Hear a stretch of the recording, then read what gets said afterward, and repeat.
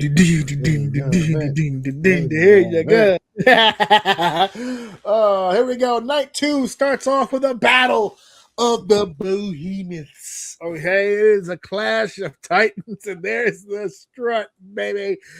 4 minutes, 46 seconds, and let me tell you this. We were 10s across the board. Everybody in this room was a full 10, and I got to tell you right now, before I give you the other guys, I'm a 10. I'm still a 10. This I'm was standing on 10. We 10 toes down. Standing on 10. 10 toes down. Joe was a 10. He brought it down to an 8. Okay. And Lex was a 10, and he wrote 9.5. I got to find out what that 0.5 was all about. But yeah, listen, this was exactly what it needed to be. I don't think it was. We said it on the podcast. This is not. They don't work by the hour here. This was going to be quick. It was going to be fast. Everyone with a brain in their head knew what it was.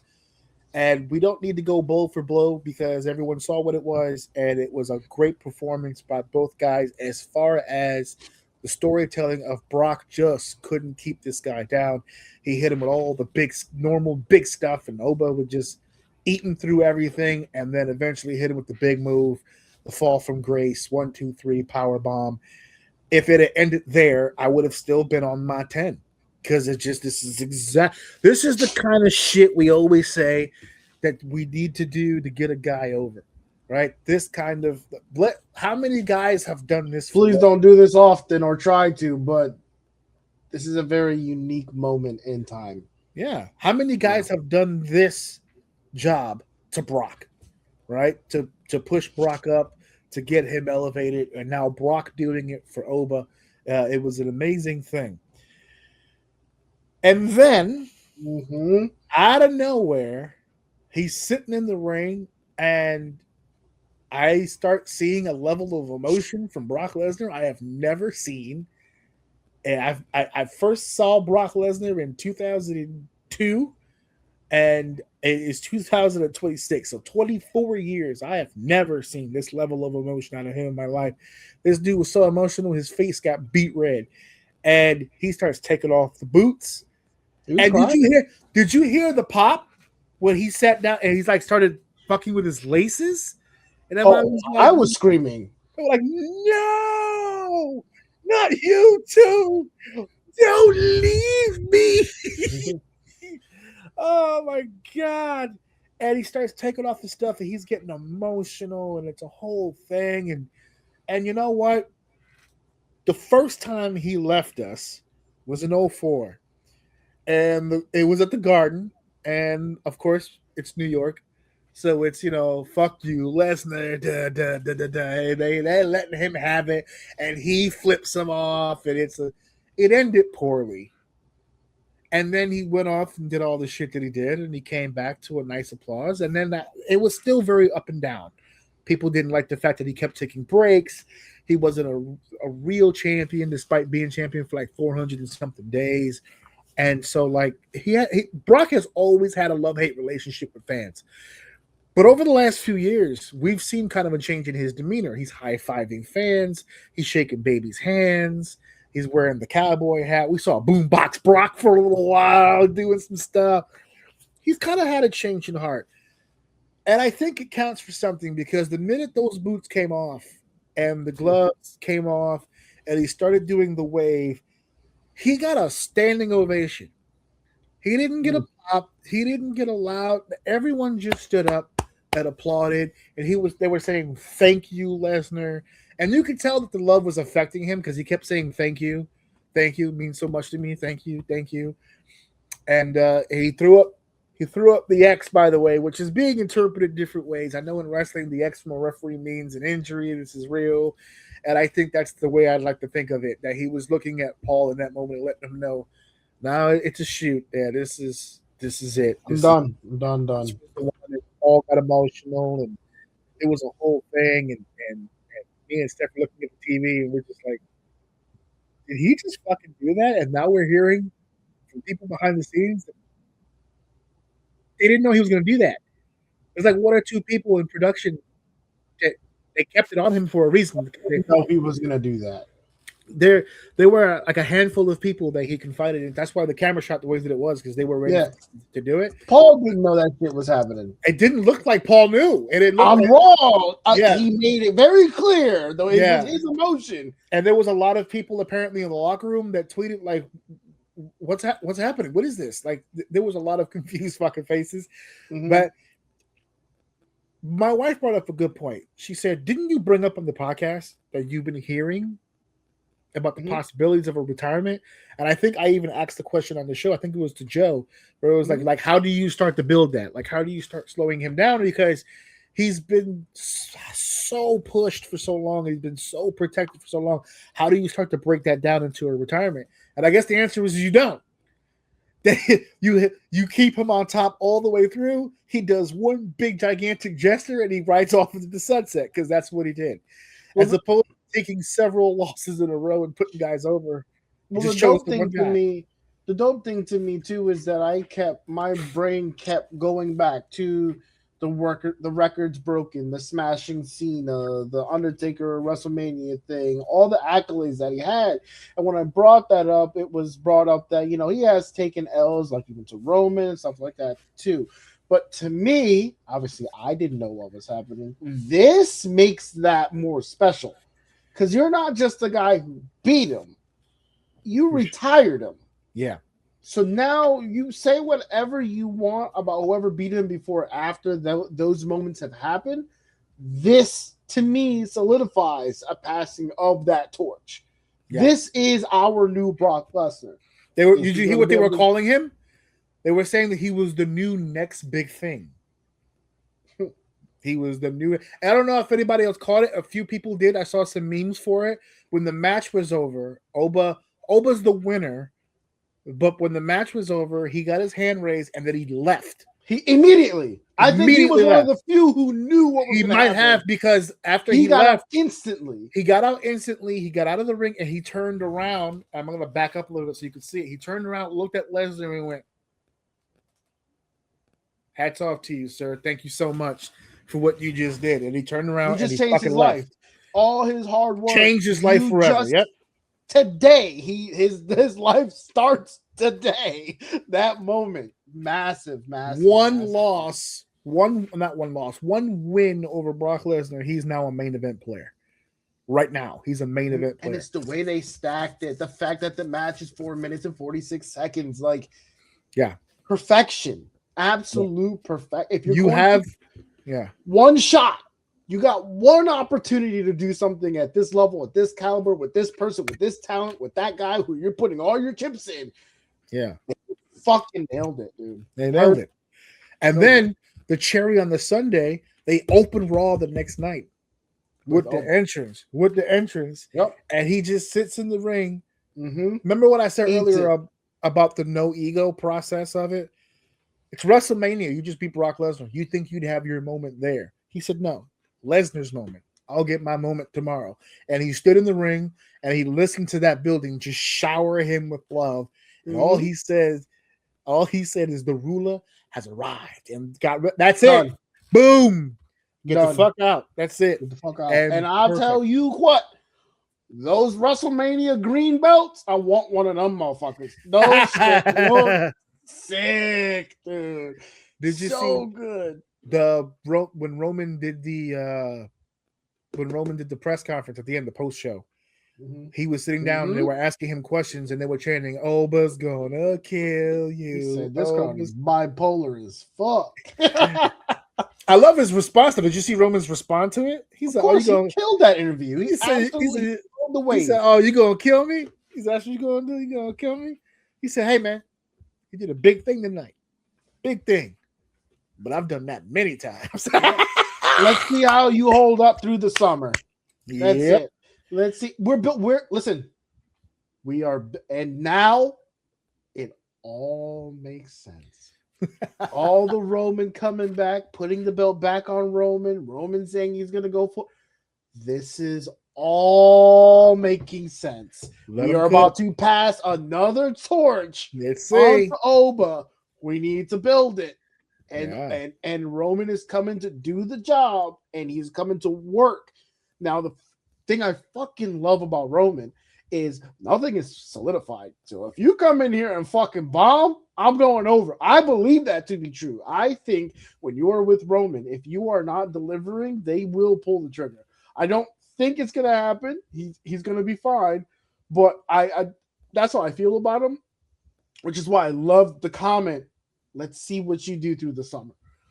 Let's see if you can keep it up. Because if you can, then we gonna work. If not, let's go. Yeah, you got to earn that shit. Goes on to the next one, my guy. I've done that many times. That's a Tuesday, my man. Yeah, I did that shit before I hit the gym, bro. What is you talking about? So officially for us here on this show, despite years of doing so, it appears that this will be the last review that we ever have of a Brock Lesnar match. So, sir, a tip of the cap to you, sir. A job well done. A job well done. That's fucking awesome. So we lead on to our next match, which is the 6-pack ladder match for the Intercontinental Championship. Penta defending against Javon Evans, Dragon Lee, JD McDonough, Rusev, and Rey Mysterio. And can I be honest? I'm going to be honest. I don't lie on this show. What's the number? Honest. I didn't see it. At all? I didn't see the match. I started the match. I started it. And then I quickly came to my senses and realized, multi-man ladder match. So I went to go take another dump. I didn't watch it back. No, I've seen some clips on YouTube. Big O OG Cutter and Rey Mysterio smashing his own face into a ladder because he's an idiot. I've seen a couple of the clips. It's the George Lopez. It's the same shit. It's the same shit. They do the same shit. Rinse and repeat. There's nobody is sitting down and telling these dudes, "Here, look, let's do this, let's try this." Nope, it's all the same stuff. There's 6 people in the match, 2 people in the ring, the other 4 are outside selling, and they just exchange spots over and over and over and over and over. If that's the type of shit you're into, that's fine. I'm not shitting on anybody on it.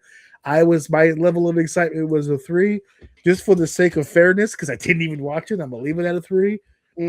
I didn't even watch. Steph and Liv, remember I said I went to the bathroom at your house? I watched it back. You know, there was a few things that I had missed in other matches. I watched it back. I did not watch this one back. I did notice, however, that my pick for the win was correct, because thank goodness, because I don't want Penta to lose that title just yet. We're not moving. yet. We got something going with that. Yeah, we're not there yet. He's doing great with that right now. We're good. We didn't need to. You were a 3. Mm-hmm. Where do you stand? I'm gonna give him a 5. Hey, I'm gonna give him a 5 again. Javon Evans, man, my eyes are locked in on this guy, man. I love what he's doing. I don't know if it was the Bojangles comment that was made. He's getting a lot tougher. He's getting a lot slicker with his mouth.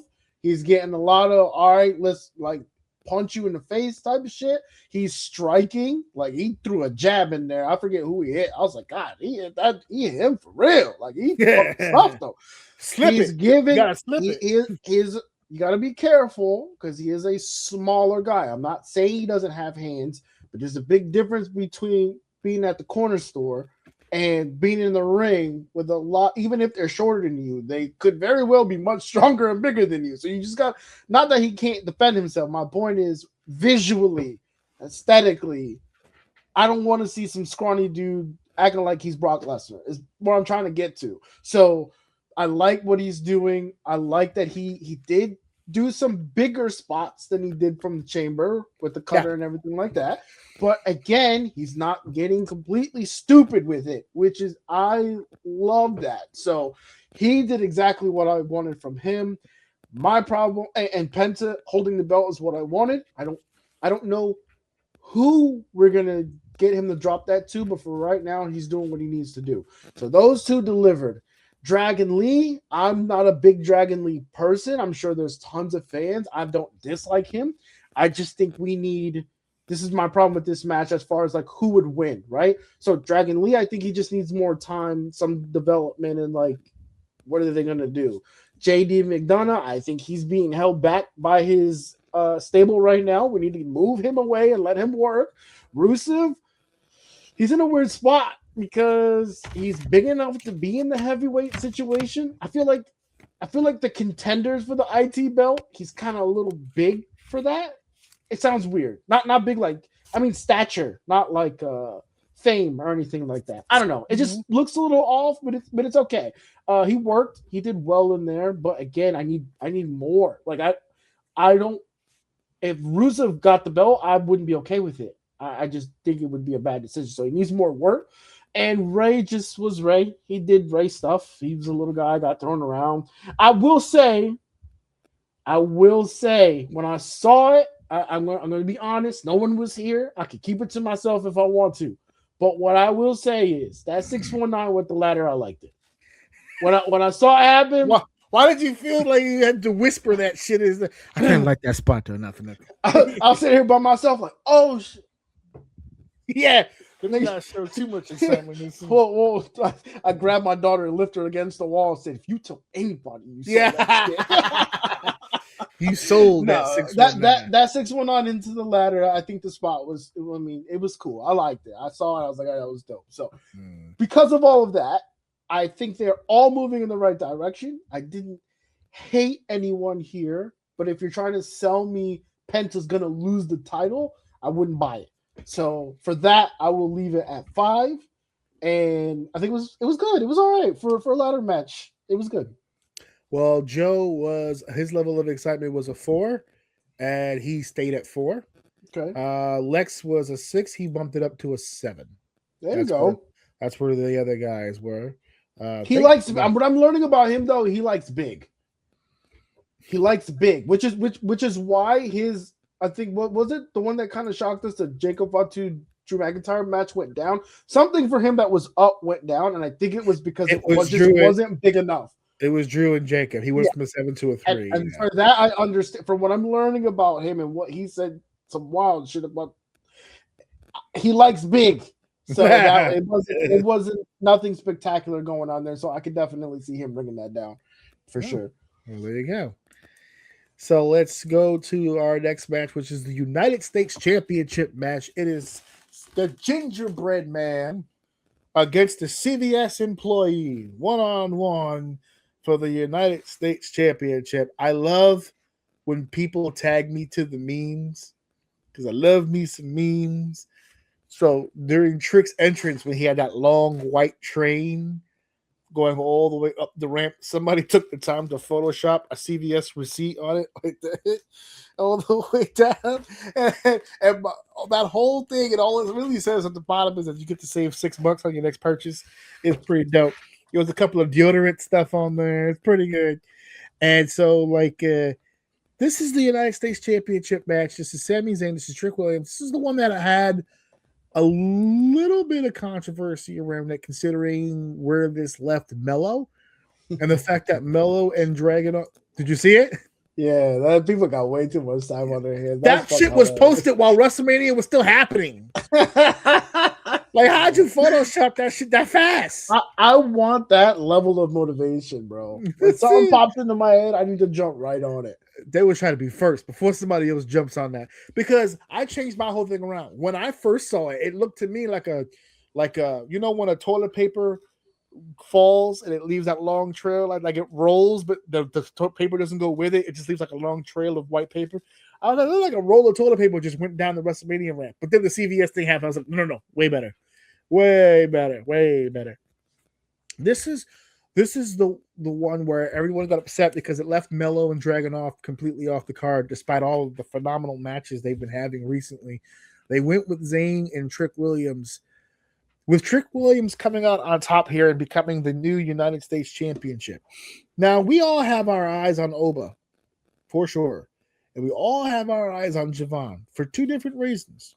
But we both see a lot in those two individuals. Not as big on Trick as a lot of people are. I know the people get into the theme music and all that stuff, but the in-ring, I don't know. I get the Booker T comparisons now. Now I get them. Now when I see him move and stuff, now I kind of get that. But, the lemon pepper steppers and all the other shit. And all the other shit. It does make me chuckle. I'm not gonna lie. And I think I like the lemon pepper steppers now even more when I saw Triple H's interview with Shawn and they were going back and forth and they were talking about the talent that's in WWE right now. And he said, I don't know where he comes up with this stuff. I don't even know what lemon pepper steppers are. I just know that if he ever runs out of cool shit to say, he's not getting any from me because I don't know what the hell he's talking about. So I just know it works. That's what he said. I just know it works. I don't know what the hell he's talking about half the time, but it is so great.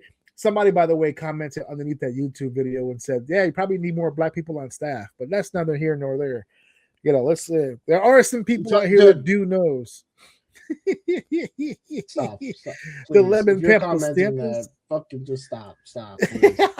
You're about to have one of the biggest. If trajectory maintains the way we see it, one of the biggest WWE stars in history is fucking from Nigeria.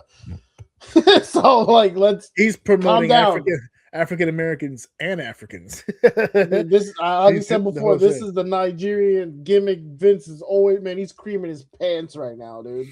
The big black guy he always wanted. Oh my god! Oh, can you imagine? He definitely finished when he pinned him 1, 2, 3 last night. Oh, no. Belgian dip pin for him. He goes, oh, my white paycheck, my black paycheck just replaced my white one. This is amazing. Wasn't am I bugging? In the reports, didn't he name like a vibrator after Lesnar? He had all the big stars. Yeah, he needs to go out to the store and get him an Oba. Dude, come on. See, now I'm hurt because I'm pretty sure I made that joke on our last live event. The live hit with that Oba. Yep. Is this that Femi? Is that bitch with a Femi last night, son? She didn't know it was coming. She was walking. She is in a wheelchair forever. I had to take her to a city MD as quickly as possible. The Sami Zayn fatigue seems to be at a high point right now. There seems to be a lot of people that are just saying, right there, you know, maybe right now after WrestleMania, it's time to take a little bit of an extended vacation or something. Just a little something. Take the fucking edge off and just rest up, recharge the batteries, so to speak. Because I honestly don't think leaning into the booze is going to help. I don't think turning him heel will freshen him up. I genuinely think he needs a break. I genuinely believe that. I think he just needs to be off TV for a little bit. Just, you know, how can I miss you if you won't go away? Just a little bit. Just because I just the responses to him, it's not even mixed anymore. You know, you could literally hear the animosity from people. It's good. Like they say in the industry, there's the difference between heat and go away heat. And he's inching that meter starting to move a little in that direction. And it sucks because for a while there, they were actually clamoring for him to become WWE champion. And now it's a completely, I don't know. They're going to have to reshuffle the deck on Sami Zayn at some point. You know, he went from being a guy that we weren't even sure was going to survive on the main roster to a guy they shoehorned into Mania just to get Sami Zayn on WrestleMania. So that's great. That's progress, but we might need to take some time off. The level of excitement for this match was me 3, you 1, Joe 2, Lex 5. Now Lex moved it up to a 6. Joe moved it up to a 5. He went from 2 to 5. You were a 1. Where do you stand on that 1? I don't know. I might have to go 6. 6. I don't know. I'm kind of like, as I sit here, I might say 7. I'll put 7. I'm not gonna hold you. I'm gonna go 7 because the match was that good. I don't disagree. I've been screaming Sami fatigue long before you have. Yes, but seeing them boo him so definitively, I don't know. I could do a little bit of this. I could take this. Like this, and like you said, he's tried to run a heel thing before, so he's gotten boos. But like, this is different. They really hate him now. Well, hold on, don't take a break yet. Yeah, hate. I like it. I want to bask in that a little bit, and so I don't know if it was just that, but I have criticized Trick Williams. I don't think I've been too harsh on him. I just not a fan. Mm-hmm. I really liked him here. He was good. He did good, and to see him, I like Lil Yachty too. He's cool. So the He package fit itself, here, yeah. I think they work together really well. I feel like Trick's getting a little cleaner. His talking's getting a little bit better. His movement in the ring is a little bit better. I would love for them to go full tilt Booker T. I'll be okay with that. We're getting that in a lot of people anyway, right? Like, how come we can't get the Booker T nostalgia act? You know what I'm saying? Like, with his own little flavor in it. I'm not fully on the Trick Williams bandwagon, but I got my eyes on him. I think with some time, a little bit of more exposure, get the lights on him a little bit. He's got the look. He's funny. Let's see if he can get a little bit better. So I bumped my score up because I think Trick did well. I'm not all the way. I don't know if it's because Sammy had it, but I'm not all the way upset that he got the United States title. Let's see where they go with it. I'm locked in now. Let's see what you can do. My level of excitement was a 3. I'm staying at a 3. Mm-hmm. It didn't move me either way. So I'm starting to get that fatigue, and I'm not as high on Trick as a lot of people. But again, like you said, I'm open to changing my mind. Yeah. He hasn't done anything yet egregious. So yeah, I'll give him that. He hasn't done anything like to make me go, "Oh my god, this guy is the shits." But at the same time, like I'm not overly like if I had to spin any positive to it, maybe the US title is perfect because it's like right in the middle, and it's the title itself right now is currently surrounded by some really good talent. So if he's gonna stand out at some point, it's gonna be soon with the US Championship. And not for nothing, I know we did a lot of celebrity shit for WrestleMania, but of all the celebrities that went to WrestleMania, Yachty was the one that fit in this little situation. Yachty was the one that fit. So if they were ever going to bring Yachty back, I wouldn't be mad. To be fair, too, out of a lot of people who get brought into this, Yachty's one of those that like this size stadium it's a Tuesday for him. Yeah. He's that big, and he came out. I don't know. Obviously, you don't know, but he has a very famous concert that he came out to, and he did this. The way he entered the concert, people talk about all the time, and he did it here when he came out. Like the way he came out was a reference to that one concert that, or I think it was a festival or something that everyone talks about. Like it was really cool what he did. So it was cool to see him do it here when he came out for Trick. I gotta look that up. I don't know anything about that. Yeah, right, yeah. Cool. I think they made mention to it on one of the conversations with him here. I forget who was talking to him, but yeah, he's well aware that that moment was a cool moment. So he did it here, which when I saw, I was like, okay, that's kind of fire the way he came out. I was like, okay, I see it. He's kind of, I fuck with it. Okay, all right. All right, then. And that takes us to the Demon, Dominic Mysterio. Level of excitement. I was down to a 3 for this one, and I lost points because of the Demon aspect. You were a 7. Joe was a 6, and Lex was an 8. By the end of this, Lex went from an 8 to a 7. Kind of stayed in the same realm. Joe's 10 tones down. It was excited at a 6, and he thought it was a 6. Okay, that's fair. You standing on 7?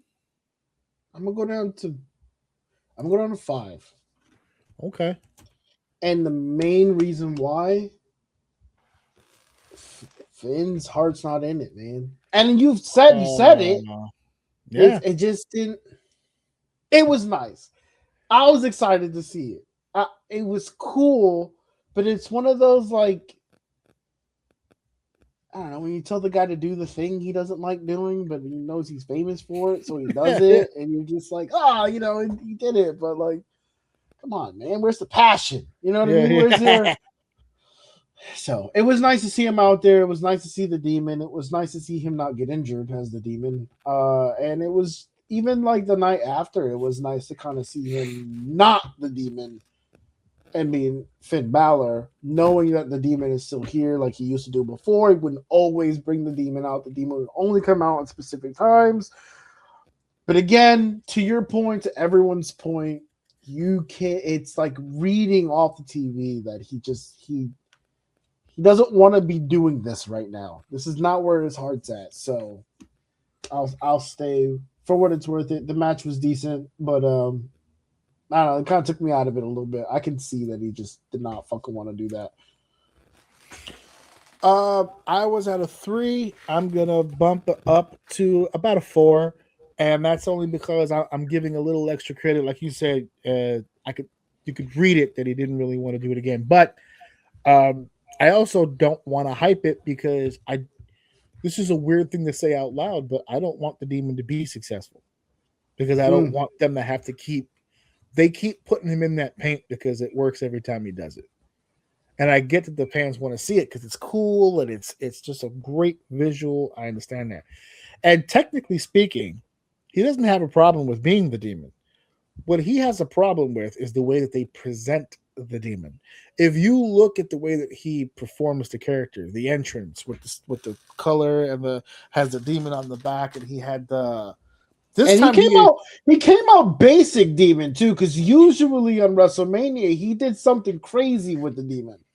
Well, I was just gonna say he had the scepter this time, and the scepter did like things. They dropped streamers down, an obnoxious amount of streamers, like to the point where if he was already in a bad mood, I'm hot. Now he's fucking furious because this shit is stuck in his spikes. It's all over. He has to fucking move it so that the camera can catch his face. It's all over his fucking scepter. He put all this work into the scepter. Now you can't see the scepter. Then he goes into the rope. He has the smoke sticks or whatever the fuck. You could tell on paper they had this really elaborate plan on how big it was going to look like at scope. And then by the end of it, you go, man, you take one thing out of that entrance looks dope. The streamers fucked everything up. It was fucking everywhere. And he couldn't see shit. It was fucking a mess.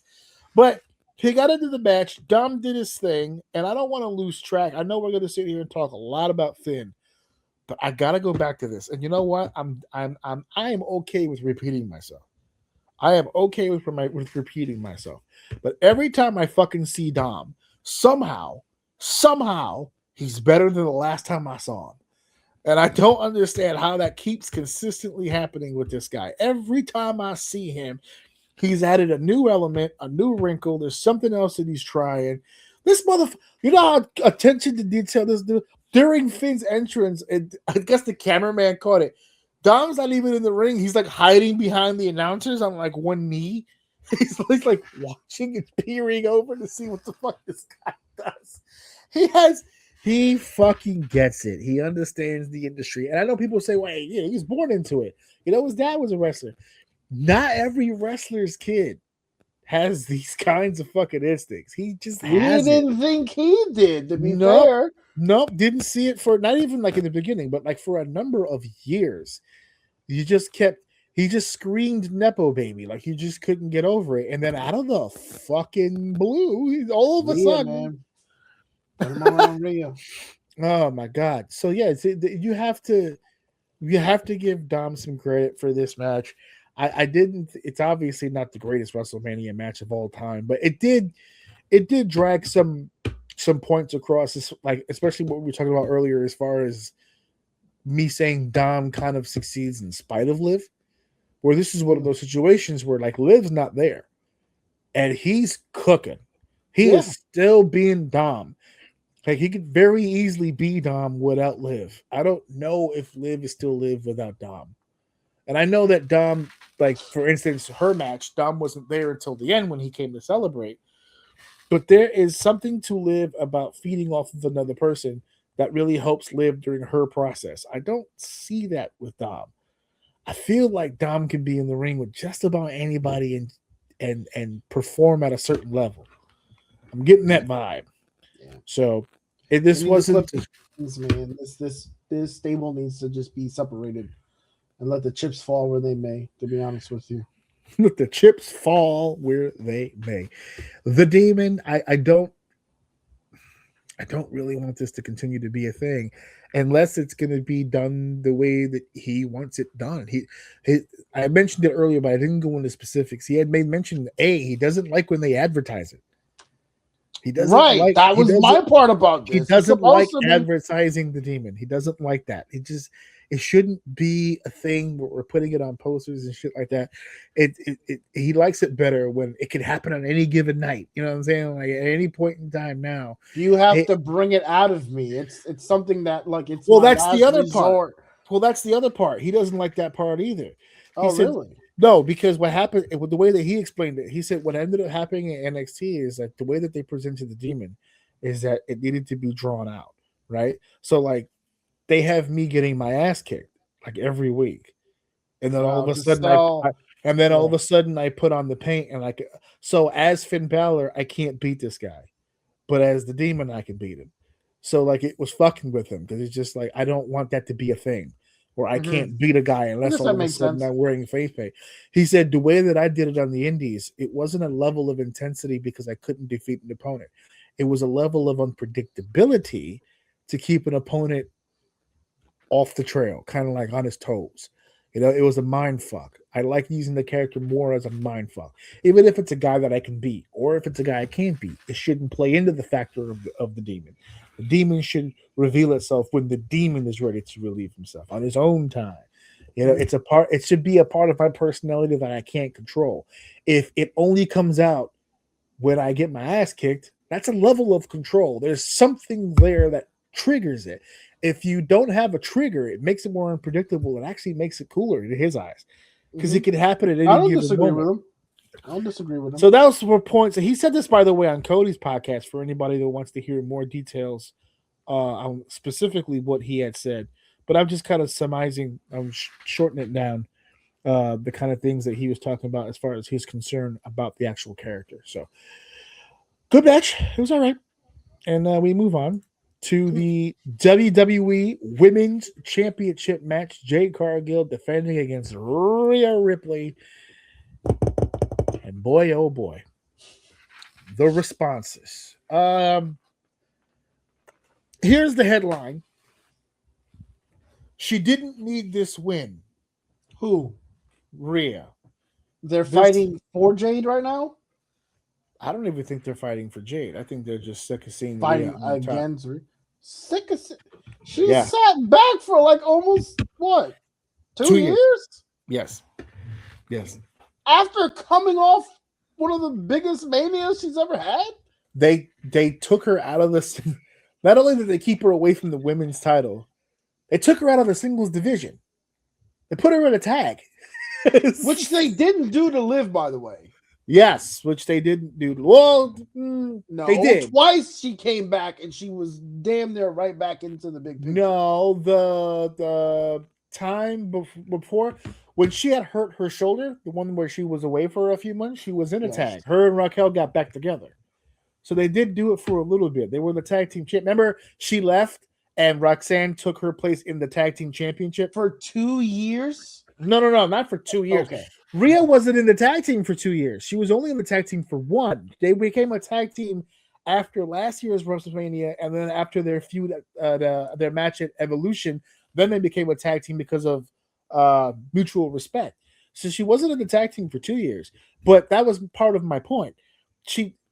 Before they put her in a tag team, she still wasn't in the title picture. So she was in the singles division, but no title. And then they moved her even lower when they took her out of the singles division altogether and put her in a fucking tag team. So she didn't need this win. Guys, they don't book winners entirely on need. Sometimes motherfuckers just like making money. And LA Knight is your proof. That dude needs to win more than anyone in the fucking world right now. Just like when LA Knight won that opener on Saturday, and while everybody got excited that he won, including you just sit here, no one actually believes that it's genuinely headed anywhere. Sadly, no. So yeah, it's not really going to be going anywhere anytime soon.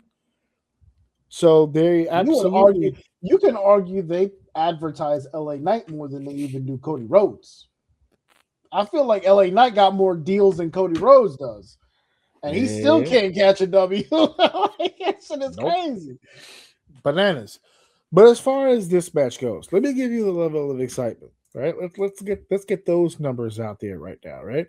I was a 2. You were an 8. Mm-hmm. Joe was a 9. Mm-hmm. And Lex was a 7. Now, both of them kind of stayed in their range. Lex was a 7. He moved it to a 6. Joe was a 9. Moved it to a 7. Now, you were an 8. Now, before you explain your 8, I'm standing on my motherfucking 2. Because I said on the live convo, I said, I want to see who throws their back out carrying their opponents, Stephanie or Rhea. Now, Stephanie was at a handicap because they took time off of her match, but Jade what? Oh, you're talking about between Stephanie's match and Rhea's match. I got you. Yes. Yeah. Okay, so Stephanie didn't have the time necessary, and so I already spoke on that, and that I'm not going to penalize either one of them. That's a wash to me.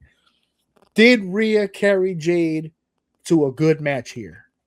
I vote no. Okay.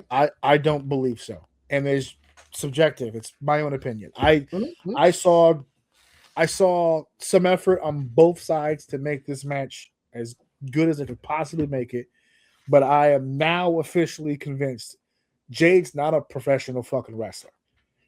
Now, can she be a WWE superstar? Sure. There's enough bells and whistles with this company, sure. But she's not a wrestler. There's nothing there as far as wrestling is concerned. She's got no timing. She can't do anything without damn near injuring. No, there's nothing there. They're going to, as long as she stays in the shape that she's in, she's going to have a job. But she's not a great professional wrestler. She's not a good professional wrestler. Everybody on my fucking Facebook, oh my gosh, she was just really getting started. The heel thing was starting to work out. She was just cooked. She wasn't cooking shit. You like her, you like her. That's fine. She ain't making that. She ain't cooking with everybody. I didn't buy it. I didn't like it. The number that I gave just now, the 2, sticking with the 2. I'm glad Rhea's got the championship back. She looks great with a championship. This is the guy that said right here that all Rhea needs is a goddamn broomstick. And we called it when we spoke. We spoke on her entrance. Mm-hmm. We said, if she starts singing and she starts flowing and she starts moving, that's it. She's bringing it. She wasn't feeling it. Watch that entrance back. It wasn't there. She was doing her Raw entrance. And that's when I looked over at my wife and said, oh, we're in for a long night. We are in. That means they had a meeting. They had a discussion about how this match was going to go. And she ain't a fan. So I said, oh, here we go. This is going to be fun. No, I didn't. I was extremely disappointed on how this match went down. Despite the handicap that I said that Jade would be. I thought Rhea would be able to pull this off. Apparently, I think it was your exact sentence. If anybody on earth can get a good match out of Jade, it's Rhea. Well, guess what? Guess what? It can't be done. In my eyes, anyway. It can't be done. So you were at an 8. Stand on it. I'm gonna stand on it. Okay. But let me ask you this. Okay. Jade, how do I want to phrase that? You said that this wasn't a good match for Jade, but would you agree it was her best match?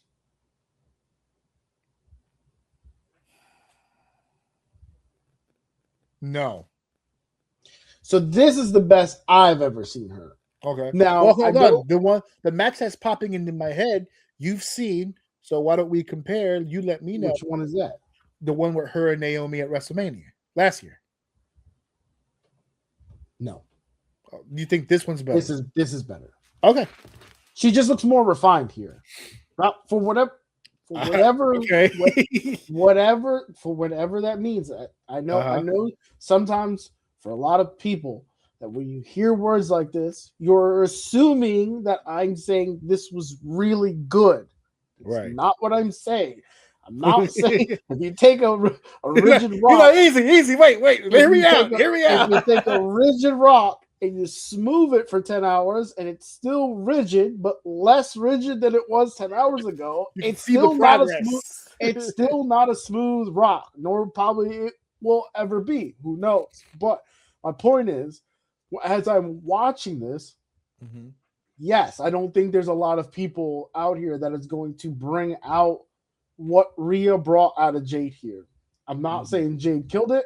I'm just saying Jade did better. But I'm looking at this, I'm like, okay, this is the best I've ever seen Jade. She's actually kind of working. Rhea is selling for her. Her moves look good. Like there's some progress here.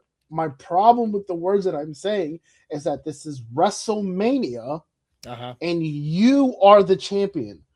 You can always get better, but you shouldn't be making levels of progression like this on the main the main stage. We should be paying out here. We should be celebrating all of our hard work, not trying to get a couple more stat points in our build here. So my point here, and the reason why I'm staying on 8 isn't necessarily because the match was an 8. I'm staying on 8 for the very fucking reason it was an 8 to begin with. I wanted to see what Rhea was going to do with her. And in my opinion, she did exactly what the fuck I thought she was going to do. She made her better, and she made her look better in my eyes. So I'm going to stay on 8. The match was a Rhea match. It was great to watch Rhea win. It was great to see her come down the aisle. It's great. And to the singing point that we had made before with them, because I think someone said, well, doesn't she always sing? But she sings different. Yeah. And when she hits every single word, from the moment she comes out to the second they stop her song in the ring, she's going over. And that made me so happy that in this moment right now, we're going in a different direction. Could Jade eventually be there? Clearly they want her to be, so maybe. But this ain't it. So let's move forward. Let's do something different, and we'll go from there. But that's why I'm at an 8. Not for the match, but for it doing what I wanted it to. Here's the only dangerous part to, that's fine if that's how you feel, but let's say that I shared in that opinion that you just had. What makes it dangerous? There's not a lot of Rhea Ripley's on the roster, so even if Rhea was to pull out a 5-star match from Jade, there's not a lot of women on the roster that can do that. There's not a lot of Rhea Ripley's on the card. It's not Rhea's problem. No, but it could be a WWE problem, because if you're investing this much in Jade, you gotta find somebody who's gonna be able to consistently get it out of Jade. If that's the case, then maybe the way they were going with her being the big bad villain and Michin and B-Fab are just gonna take all the bumps for her and kind of like just make her, just unstoppable force. Maybe that's the way to go. Use the big man formula for the big woman. For once, on the other side, the powerhouse of a female instead of a powerhouse of a male. That might here's the problem. But you got to limit her. Yeah, but here's the problem with that. Back in the AJ Lee era, back in the Diva era, maybe slightly before, slightly after, that works. Not here. You got big people who can go. My point is, to some point, and you don't really even, if I'm being honest, you don't have to go that deep into the roster. You're going to find someone who matches your build, or is just as heavy, or is just as tall, or is just as strong. She's strong, but I can argue there's a few women in the roster who are shorter than her, but way stronger than her. Way stronger. Can pick her up and throw her out the ring over their heads. So you don't have to go. The problem with her gimmick is that she needs the ring to back it up, or it's an unsellable package. That's my only gripe with it. And although, hats off to Jade, from the AEW days, boy, has she come a long. I'll give you that. Yes, from the AEW days, she's gotten way better. Yeah, miles better.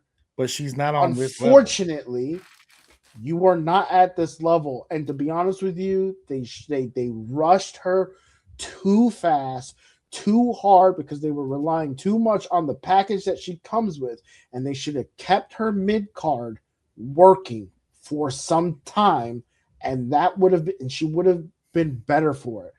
Let's see if they shove her down our throats with her getting another title shot. There is no reason for her at this point, because now we're past giving her a chance. We're here now. There is no point in this moment in time for the next year or two that she should even be sniffing this belt. She should not be in this picture. She should be working something else, but I feel like that's not going to happen. So we'll see what happens. We will see what happens. We'll see where the road that Jade Cargill goes to after losing the championship will take her. And now it is time for our main event of the evening, as the WWE World Heavyweight Championship is on the line as CM Punk takes on Roman Reigns. And can we start at the entrances for just a second? God damn it. For just a goddamn second. Because let me tell you something. Level of excitement. Okay. I was a 7. Now remember what I said. I said when they booked this match, I was a 10. They're trying to talk me the fuck out of this match. I was not feeling the promos. I was not feeling the builds. None of this shit made any fucking sense to me at all whatsoever. That's why I said, please stop talking. Just get into the goddamn ring, because the talking is driving me fucking nuts. Well, there wasn't any talking on Sunday night. It was time to get in the ring. And when they got in the ring, oh baby, they got in the ring. And can we start at the entrances, because I screamed. I'm sure you did. I screamed. First and foremost, I screamed twice, technically. Roman's entrance came first. And I love the piano with the lady. That was all cool. But to go back to the Tribal Chief theme, the original one, I was like, oh, shit. I should have known right then. You already know what type of time they on, and they proved it to you on Monday. So yeah. So I loved Roman's entrance at WrestleMania. Always gives me fucking goosebumps, and this one was no different. Going with the original theme, fucking nuts. That should have been my clue. He was going over. They went back to the Tribal Chief theme, but then we get to the second entrance, CM Punk. I don't care anymore. Okay, when I see confused faces when that shit plays, because it broke my heart. In WWE, I could see them not knowing what that song is. All right, he hasn't used that song in 20 years. I get it. This audience, most of the people that are in this building weren't fucking alive when he used that song. I understand. Okay, I get it. AEW, when he played that song, it broke my heart, because those are supposed to be the smart ones. And they didn't have a fucking clue. So when I started hearing it, I said, oh, that building's going to be quiet as fuck. I was happy to hear some noise when I saw the fan cam footage when people use their cell phones. I saw more reaction than I heard. But that whole ding, ding, ding, bang, ding, ding, ding, ding, bang, like, mark out! And then when he was sitting on Allegiant Stadium with the belt and the fucking old school jacket and the fucking shorts, and I was like, yes! And then I saw him walking to the ring. He's got the belt and the jacket, and I'm like, is he coming to the ring with it? No, he didn't. But I got excited. And then he came through, and they gave him this little quiet entrance. And I like that. I like the pause. I like the. I don't know. I love the pause. I do. He did it on Monday too. He did, and I loved it there too. Yeah. So the entrance is right off rip. Obviously, we were trying to figure out what the names on the jacket meant. I'm glad they explained it. Yeah, they explained it. I'm glad that worked out that way. And so, like, I was so done with the build, but watching the two of them stand there during the introductions, full building, the real WrestleMania main event, night 2. All right. I still consider night 1 a main event, but the real one we all know is night 2. It's a singles match. It's for the world title. Hey, same thing you said about Stephanie and AJ Styles. They're both headliners. Yeah. The last person The last one is the is the one that headliner. matters. Is the headliner. So And to see Punk and Roman in this position, I just got to assume, because I know there used to be a lot of bad blood, but I got to assume at this point that there's a lot of water under the bridge between Punk and a lot of people there. This has to be an amazing moment for both of them. And I'm starting to believe more and more and more that Roman's chip on his shoulder is a really real thing. Like, I feel like that guy truly is unbothered by anything. I swear to God. I think he's cool under pressure, but I see too much, like when he pays respects to the family, like that entrance what he had with the family members on the whole deal. I know he can be emotional about this. I know that that's his family, though. That's completely different. But in his family, wrestling and his family are one. It's synonymous with one another. I have spent enough time with the actual Anoa'i family to get that vibe where they consider the wrestling business their business, the family business. I was specifically told as part of the little meeting we had for our match to not to disrespect their business. You know what I mean? Like they're very, very serious about that shit. And I'm not gonna sit here and say that he marks out or he like you said, he's very unfazed by a lot of shit. There's not a lot of shit that gets his motor running like that. But I think in situations like this, I don't like, for instance, I don't think he takes it lightly that this is his 11th WrestleMania main event. I think there's a sense of pride in that. Well, he knows he's him. I think also knowing in the back of his head that I really want to make this match as great as possible, but being the genius that he is about this industry, he knows that this is the beginning of something he's about to do. Like it's a culmination with the thing with Punk, but he knows because he's a businessman and a professional, and he's been in this position before, that this isn't the last night of something big; it's the first night of something bigger.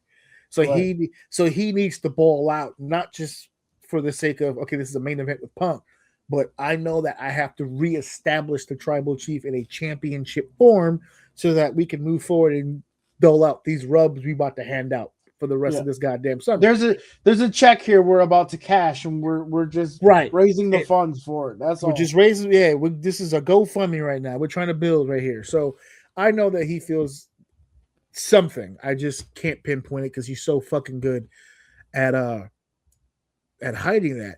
So my level of excitement was a 7. Before I even get into the other numbers, I'm going to 9. I'm boosting it up. I was already kind of excited when it first started. It brought me down. The match brought me back up. I wish I could see more. I don't think there'll be any more of this. I wish they would continue more, but it is what it is. I'll take the one. Well, no, because on Monday they already changed CM Punk into Cody's targets, crosshairs. Yeah, so they teased a lot of shit there. They're moving away from that. And they also started splintering Roman off now because Jacob Fatu is making a run at the championship. So they're split. They're all doing different things. Yep. And big that story right now. So big shout out to the big man, Jacob Fatu, making a run right now. Let's see. I need that. Let's see what you can do. I need that for my family, for my legacy. Love that shit. Dave, you were at a 9. Dave, you were at a 9. Yeah, I'm gonna finish this with a 10. 10. This shit went, man. This shit went. This shit was good. It's very easy to get bored of certain stars who always rise to the top. But there are very few times where those people at the top, when you see them in the ring, whether you like it or hate it, there's a reason why they're there. You can hate Cena all you want. There's a reason why he has as many main events as he has. There's a reason why Taker is there. There's a reason why The Rock. There's a reason why Stone Cold. There's a reason why Roman Reigns. There's a reason why CM Punk. The building is different when their match is on. They move different. Their timing is different. Their hits are different. It's just a different aura, it's a different atmosphere, and these two brought that, and that's exactly what they showed here. Great match between the two, great storyline. We went like you said, we went right into it on Monday, both with Punk and with Roman. We already kind of have an idea where we're going with this. We're reestablishing the bloodline, and we're getting right into figuring out what we're going to do with that. We don't even know. Fatu wants to fight. He told him, look, I'm not saying yes. I'm not saying no. I'm just saying reconsider what you're thinking about in a roundabout way. We could probably do this. I see what you want. We could probably do this a different way. Gay got out the ring already, right into Jay and Jimmy. Talk to your boy. Yeah, Thumbs up. Talk to him before to him, I have to beat his ass. Basically, is what he's trying to say. Yeah, so like we're already getting into it. Before shits, I right? put pause on this, man, you go ahead and figure and that out. That's another thing. Like all these matches that we talked about, maybe one or two, like the Gunther Seth. I think we may have spoken of the Liv Morgan match, but a lot of them, although obviously they're doing something after Mania, it's not so clear and already feeling like big energy like these two already, right? So like that level of energy and intensity, you got it in this match. We told a story, we ended the story, we're moving forward. It's just you can't deny these guys, man. They're up there for a reason. This match was good. This match was phenomenal. Of all the things that people criticized from this entire weekend, and there were a lot of complaints, the one thing that everybody seemed to agree with was this was a main event match. That this was a WrestleMania main event worthy matchup. And I take a lot of personal joy in the fact that it was Punk in that main event, because obviously everyone knows I'm a huge Punk guy. But I want to address something that I said on the live convo, because I don't want to duck any smoke, and I'm going to stand on it. I mentioned something about having Punk fatigue at the live convo. I had made mention that one of the reasons why I was kind of falling off this build is because for other people, those are the kind of promos that they cut when it's outstanding, when it's like a unique evening. For him, it was a fucking Tuesday. That wasn't a standout Punk promo from someone who's been listening to Punk promos for about 24 years, right? They did something on Monday that intrigued me a little bit, that might get me off the fatigue bandwagon, and that was the tease with Cody. Because I don't know if anybody else is feeling my vibe, but I feel like the last 2 years since his return, he's done a lot of great work as a babyface. And I feel like going into that match with Roman, he kind of already started showing some signs. We talked about on the show, like when he made the comment about burying him next to his dad, the issues he was having with the Usos, he was kind of blurring that line a little bit. And I think the one thing that can kind of get me off of the fatigue for the moment would kind of be a heel turn. Maybe not full fledged. Maybe not we go full evil all the way, outright all the way. But one of the things that we talk about when we talk about Cody Rhodes and his run is that he needs certain people to pull certain things out of him. Him and Drew are too similar. But when Cody goes against a Roman Reigns, or when Cody went against a Lesnar, or when Cody goes against like an AJ Styles, the kind of people that do more than just the in-ring formula, but can get them going in promos, can get them going through the build, it gets Cody revved up, and he wants to do more, and he's more energetic. Kevin Owens is another guy who just fucking pulls it out of Cody. There's these guys who do it special. Punk's on that list. I feel like Punk can get something out of Cody that we haven't seen in a while, but I don't think he can do it as the babyface, as the hey, we're friends, we're buddies, heal up, big guy, I want a title match.